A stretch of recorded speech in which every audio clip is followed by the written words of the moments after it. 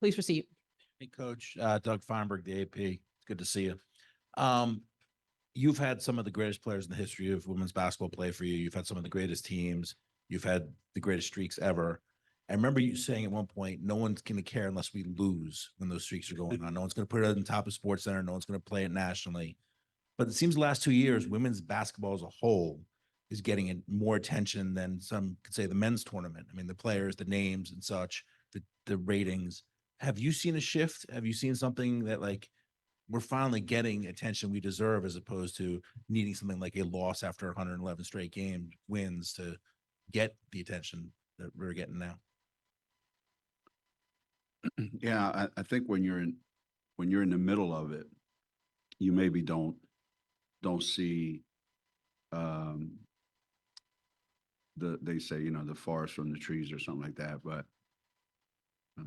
during those moments where we were getting the majority of the attention, and I remember one time somebody asked one of the coaches before the NCAA tournament, do you have a preference of who's going to win, who you want to win the NCAA tournament? And it's a longtime coach too. And they said, I don't care as long as it's not Tennessee or Connecticut.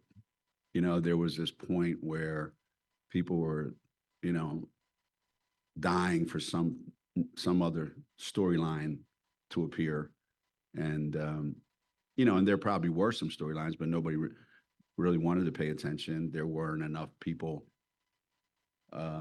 that they could look into what all the other storylines were. And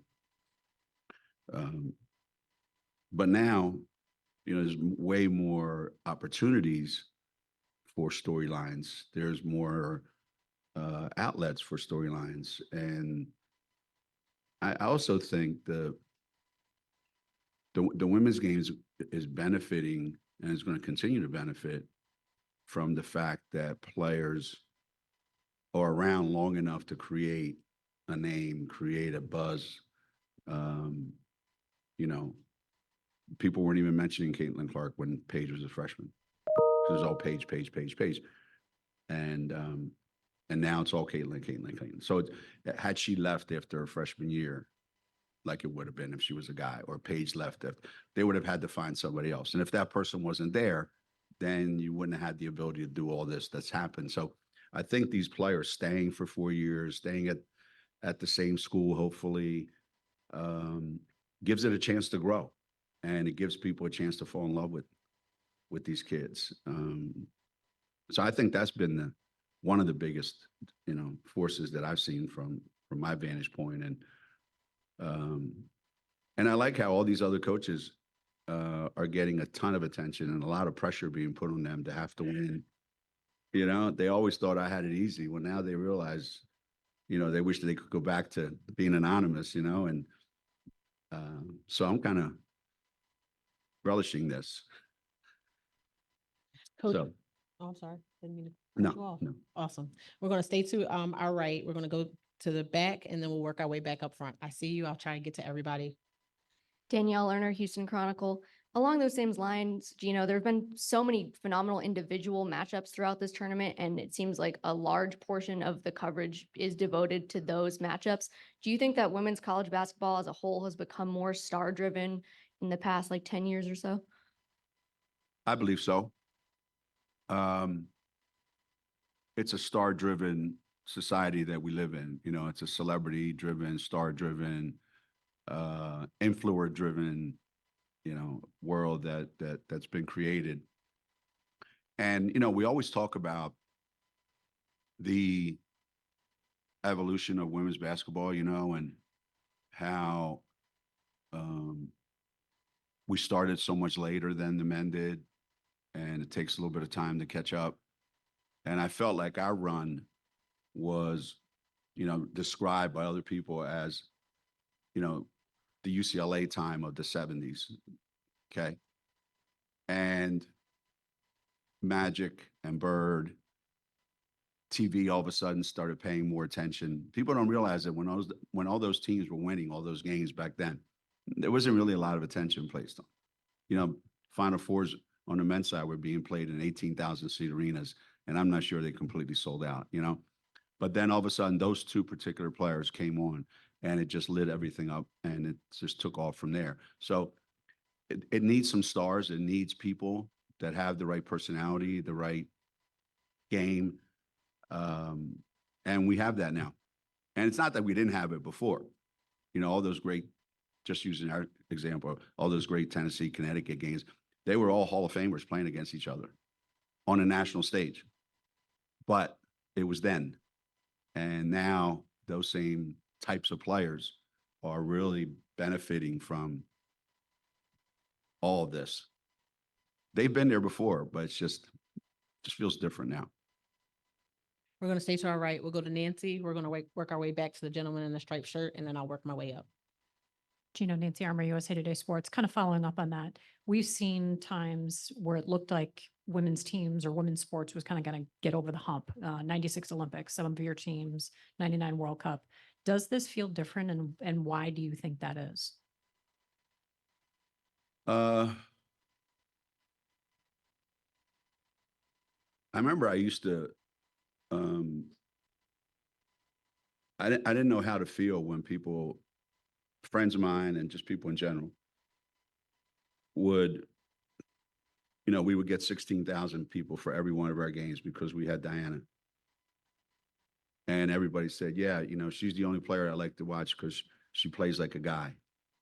Like that was the defining, that was the validation that you needed to have in order for anyone to appreciate who you are, what your talents are, what you bring, you know, as an athlete, forget as a woman or as a man. And fans of women's basketball were fans of their teams. So when it got to the biggest stage, if your team wasn't involved, there wasn't like a national consciousness of, hey, we need to watch this. And I think it's gone beyond that, that now, because of what some of these kids have done, you know, they've created a fan base of women's basketball that they'll watch a great women's game, regardless of whether they have a rooting interest or not in the game, that they will go to the game, not just because it's their team playing, but, you know, that's taken some time, but it's there now. And where it goes from here, I think is going to be really, really important. You know, I think it's a moment, like people are saying, but it's more than a moment, you know? Sometimes moments become minutes, and minutes become hours, and hours become days, and next thing you know, it becomes part of the national pastime. Coach, we're going to stay to our right on the back corner. Coach Dan Lobby, Cleveland.com. You mentioned Paige's freshman year. It was all Paige. Had she stayed healthy, how do you think people would be talking about her today? Would she have the same profile, do you think, as Caitlin? Same profile. They have two different types of games, you know.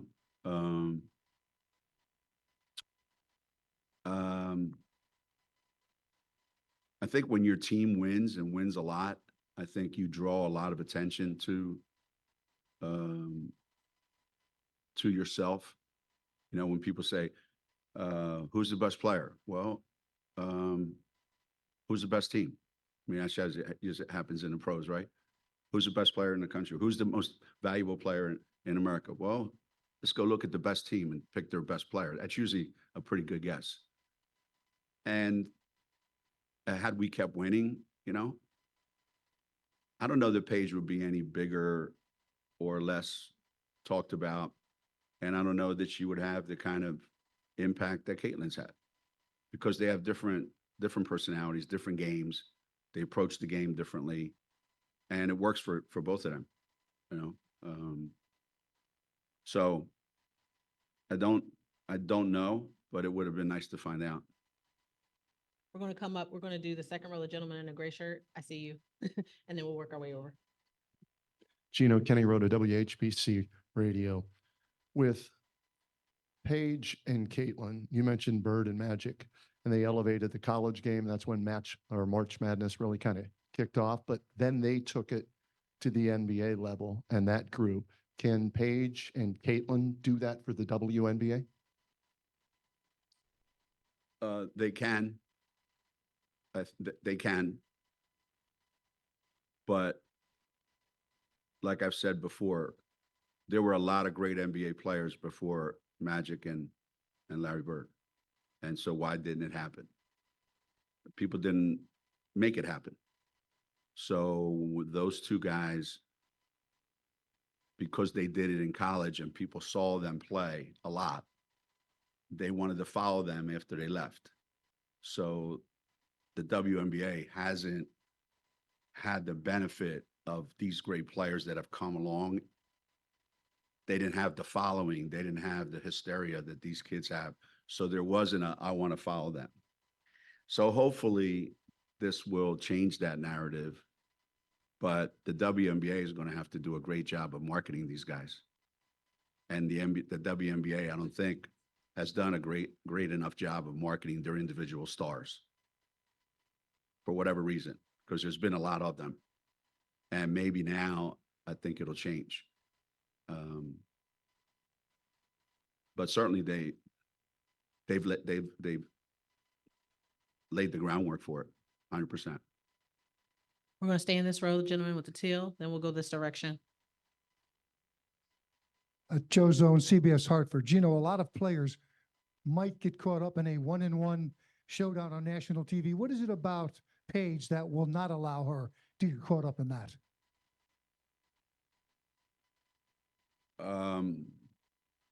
Who says it won't?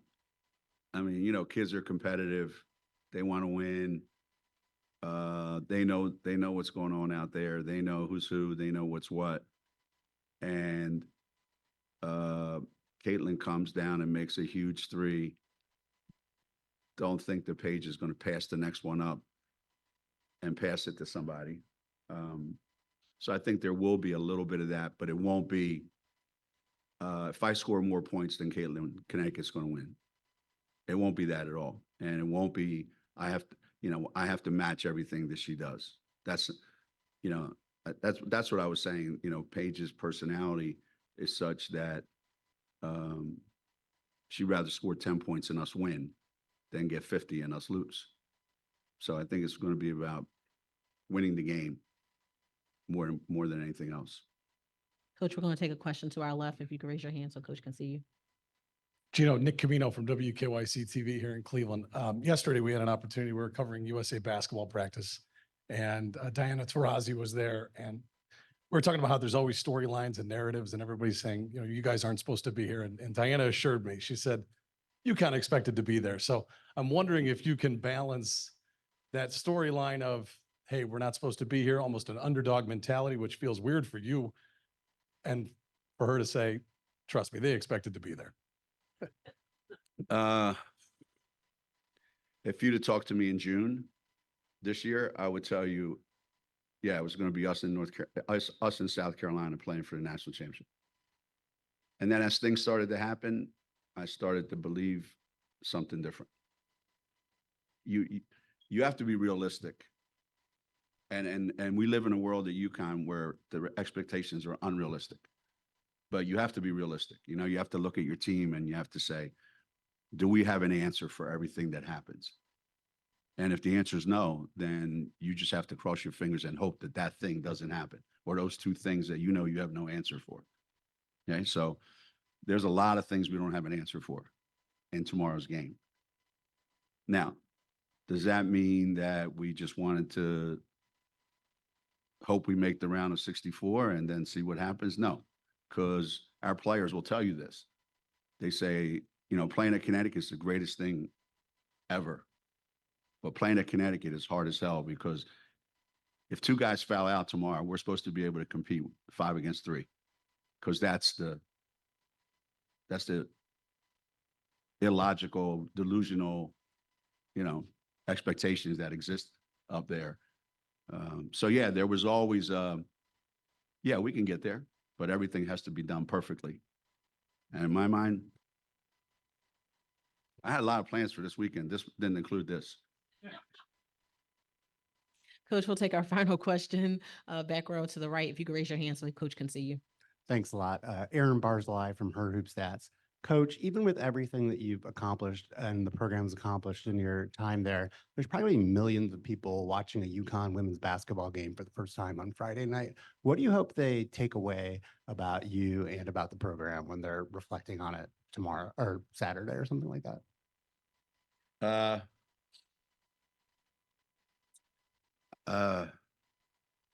You know, that's the one thing that we probably, we don't talk about winning a lot. And we don't discuss winning a lot at UConn.